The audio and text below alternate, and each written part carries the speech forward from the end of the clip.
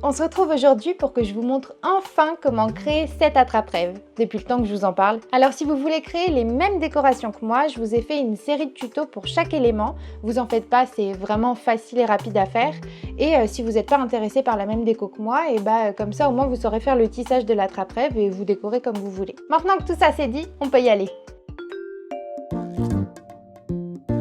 Pour ce tuto, vous allez avoir besoin de fil de fer ou d'un anneau, d'un fil pour recouvrir cet anneau. Moi, j'ai pris une ficelle en toile de jute avec des feuilles incrustées dedans, d'un fil pour attacher les feuilles et les autres éléments, d'un fil pour le tissage, de la colle liquide. Moi, j'ai un pistolet à colle, une aiguille, des perles et une paire de ciseaux. Alors, on va commencer ce tuto en prenant notre fil de fer et on va l'enrouler autour d'un support rond pour l'aider à bien prendre sa forme. Personnellement, je vais faire 2 tours avec pour avoir vraiment une structure bien solide et assez épaisse. Là, on va vraiment chercher à bien lui donner la forme du support. Voilà. Si vous voulez sécuriser, vous pouvez faire une sorte de crochet comme ça, en l'aplatissant un peu. Mais moi, je préfère ne pas le faire parce que de toute façon, ça va tenir avec le fil qu'on va mettre après. Une fois que c'est fait, on peut couper. Donc voilà, on a notre base de cercle. Maintenant, je vais prendre une ficelle en toile de jute avec quelques petites feuilles dedans. Je trouve que ça va bien avec notre attrape-rêve un peu champêtre. Mais vous prenez vraiment le fil que vous souhaitez. C'est vraiment ce qui va faire la base de la décoration de l'attrape-rêve et puis ce qui va permettre de tenir ce fil de fer en place et qui ne bouge pas. Donc pour un petit cercle comme ça, je vais enrouler une dizaine de fois mon fil autour de ma main et on pourra couper. Ça sera plus simple pour passer après autour du fil de fer. Pour l'attacher, je vais prendre un pistolet à colle. Vous pouvez prendre n'importe quel type de colle, pas forcément besoin d'un pistolet. Juste essayer de prendre de la colle liquide, ça marchera beaucoup mieux. Donc je vais commencer déjà par faire un petit nœud pour accrocher le fil à notre fil de fer. Voilà. Et puis, je vais juste venir faire tout le tour en mettant un petit peu de colle et après en enroulant mon fil. On essaye vraiment qu'il n'y ait plus de métal qui soit visible. Avec mon fil, pour éviter qu'il s'en mêle, je vais faire une petite pelote et je continue. Et arrivé à la fin, vous finissez d'enrouler votre fil, vous coupez et on va venir mettre un petit point de colle pour cacher les 2 fils du début et de la fin. Et voilà, on a fait notre base d'attrape-rêve. Maintenant, on va passer au tissage. Alors déjà, je vais vous montrer ce qu'est le point de base pour créer un attrape-rêve. Ça va vraiment être tout le temps le même point répété pendant tous les tours. Donc prenez le temps de bien comprendre comment il marche. En vrai, dès qu'on a pigé un peu comment ça fonctionne, c'est pas très compliqué. Donc, je vais prendre un tout petit fil pour vous montrer. Je vais venir faire un nœud vers le bas. Voilà. Je vais passer mon fil dans une aiguille, comme ça vous verrez mieux. Et du coup, le point de base, ça va être que vous passez votre aiguille de l'extérieur vers l'intérieur et vous la ramenez au centre du fil que vous venez de tendre. Vous voyez, vous la passez pas en dessous du fil, vous la passez dans le fil. Comme ça, et là où ça va se croiser, ici du coup, on tire, et ça va faire une première accroche, vous voyez. Je recommence, on passe de l'extérieur vers l'intérieur, dans le fil qu'on vient de tendre. Hop, une deuxième accroche, une dernière fois, de l'extérieur vers l'intérieur, dans le fil qu'on vient de tendre, et une autre accroche. Et ça ne va être que ce point-ci. Donc maintenant, on va le faire dans l'attrape-rêve avec un fil un peu plus long. Donc moi, je vais prendre un fil de coton classique blanc que j'utilise pour mes amigurumi d'habitude. Pour un tout petit attrape-rêve comme ça, j'ai compté qu'on peut enrouler le fil 11 fois autour de notre main pour avoir la bonne longueur. Et voilà. Comme on l'a dit, vous l'accrochez vers le bas. Et avec le fil qui reste, on va en faire une petite pelote pour pouvoir réussir à passer facilement entre les fils. Pour ce petit attrape-rêve, moi j'aime bien faire 10 points d'accroche comme celui-là. Je trouve que ça fait pas trop chargé et en même temps c'est assez conséquent quand même. Il n'y a pas 3 fils qui se battent en duel, mais vous pouvez en faire moins. Moins vous ferez de points d'accroche, plus votre attrape-rêve sera très espacé à l'intérieur et plus vous ferez de points d'accroche et plus il sera chargé. Donc on fait exactement ce qu'on a vu tout à l'heure. On passe à l'extérieur, vers l'intérieur. On place bien le fil là où on veut qu'il soit. Moi je préfère plutôt par là. Et voilà, on tire et on maintient celui qu'on vient de faire pour faire un deuxième.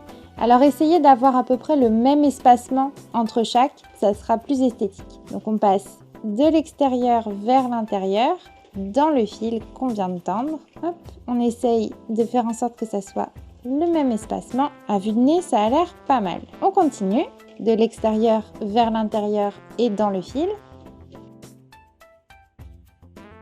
Encore un autre.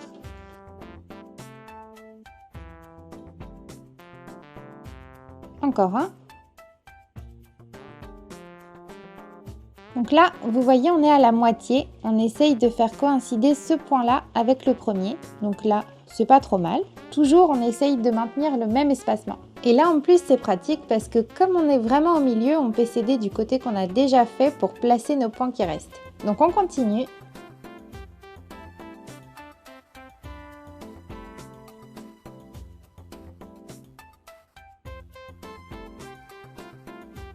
Et là, le dernier, on essaye de le faire à la même distance entre le dernier point qu'on vient de faire et le premier. Et le tout dernier, on le fait sur le premier. Voilà, là on a 10 points. 1, 2, 3, 4, 5, 6, 7, 8, 9 et 10.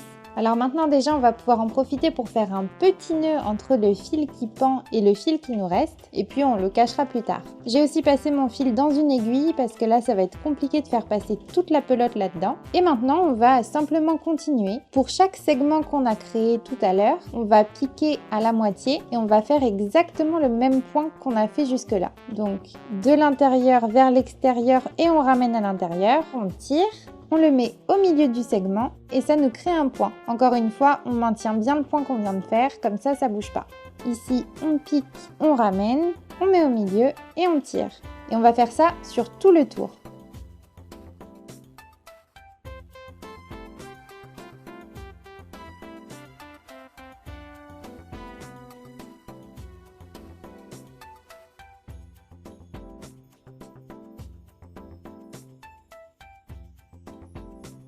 Et pour le dernier, on va faire ça sur le nœud du premier. Vous voyez, c'est censé être ici.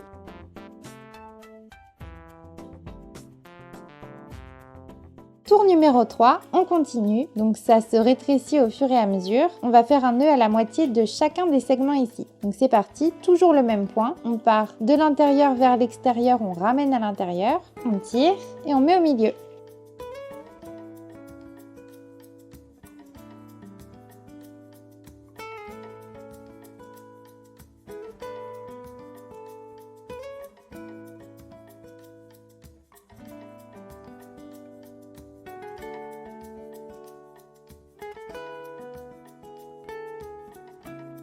Arrivé ici, on va faire notre nœud là où il devrait être sur celui-ci.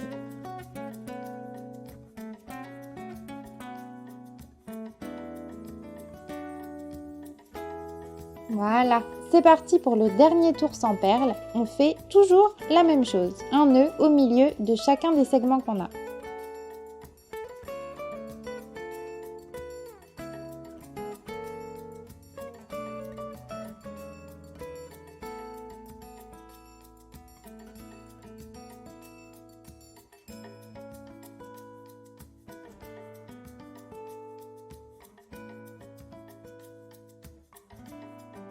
Encore une fois, le dernier, vous voyez en fonction du motif, il devrait être ici. Du coup, c'est là qu'on va faire notre dernier point. Et voilà, on a presque terminé notre tissage. Je vais changer d'aiguille pour que ça soit une aiguille qui puisse passer dans le trou des perles. Alors j'ai pris des perles avec un trou assez gros, mais c'est quand même pas assez pour cette aiguille-là. Donc je vais prendre simplement une aiguille à coudre, voilà. Et je vais prendre mes perles et je vais venir alterner entre des jaunes et des rouges. On va dire qu'on va commencer par la jaune. Donc j'insère ma perle dans mon fil, voilà. Et là, exactement comme d'habitude, je vais venir faire un point au milieu de chaque segment qui reste. Et entre chaque point, je vais insérer une perle de couleur différente. Donc là, j'ai mis ma perle, je passe mon fil pour qu'il se mette bien au milieu. Voilà, je mets une perle rouge. De nouveau, un point au milieu du segment. Etc., etc.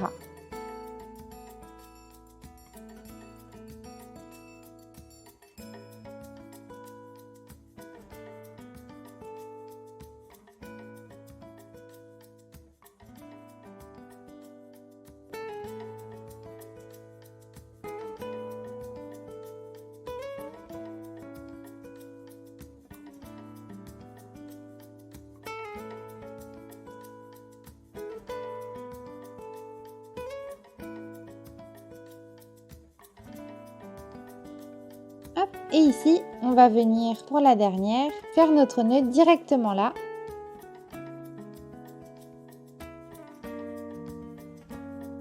Arrivé ici, on va venir faire un nœud. Donc on va venir piquer vers le derrière. Voilà, on retourne. Et ici, on va créer un petit nœud comme ça en piquant une des mailles et en faisant passer le fil dedans. Voilà, on serre bien. Vous voyez, à l'avant, ça rend bien. On va pouvoir couper et mettre un tout petit point de colle. On a terminé le tissage de notre attrape-rêve. Maintenant, on va pouvoir passer à la décoration tout autour. Alors j'aimerais que ça ressemble à peu près à ça. Donc encore une fois, je vous ai expliqué tous les patrons si vous voulez refaire la même chose. Donc vous avez celui des champignons grands et petits, des petites pousses et des petites feuilles. Maintenant, on va venir du coup les coudre.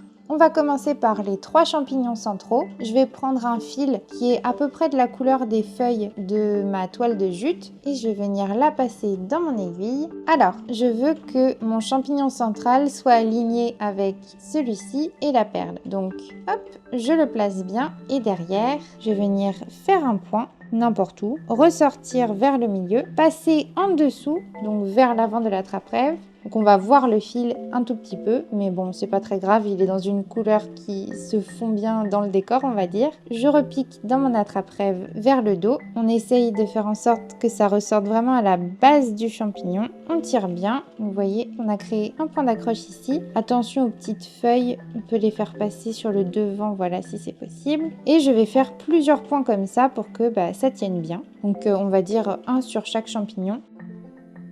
Et dans le dos, on va venir faire ressortir notre fil exactement dans la même maille où on l'a fait rentrer. Donc un classique des amigurumi. Hop, on passe à l'intérieur pour que ça ne se voit pas et on le fait ressortir. On coupe un petit nœud et on rentre le fil directement dans le champignon. Et ça va être la même technique pour absolument tous les éléments à accrocher.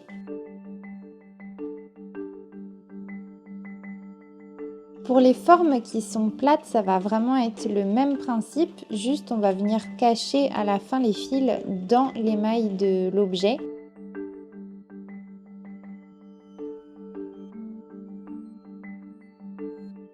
Voilà, maintenant on va passer aux feuilles. Alors j'en ai fait une avec une chaînette de 25 mailles et 2 avec des chaînettes de 20 mailles. Donc pour les accrocher, c'est vraiment le même principe. Je vais juste essayer de cacher un peu plus les fils dans celui-là.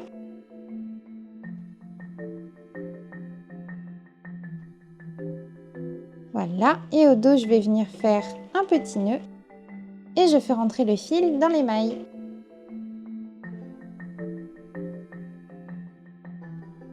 Et voilà, tous vos éléments sont cousus. Maintenant, on peut passer à la dernière étape qui est simplement l'accroche.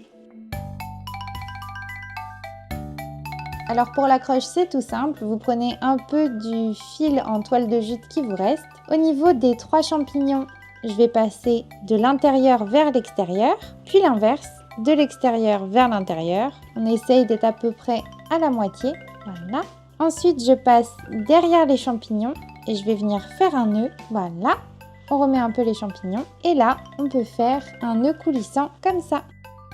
Hop, on enroule entre les 2 doigts, on fait passer, on tire, voilà, et là on peut couper proprement.